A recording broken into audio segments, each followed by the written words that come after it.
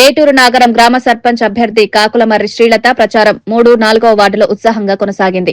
ఇంటింటికి చేరి ప్రజలను ఉద్దేశించి అభివాదం చేసిన శ్రీలతకు స్థానికులు మంచి స్పందన ఇచ్చారు.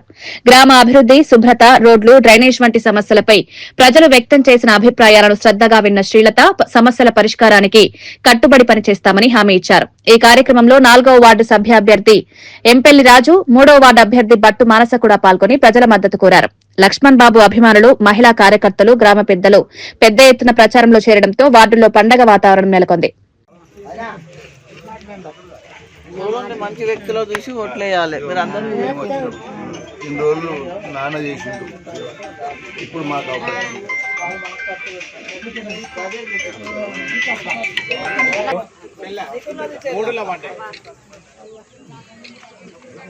అందుబాటులో ఉండే మా వ్యక్తులు తెలుసు కదా.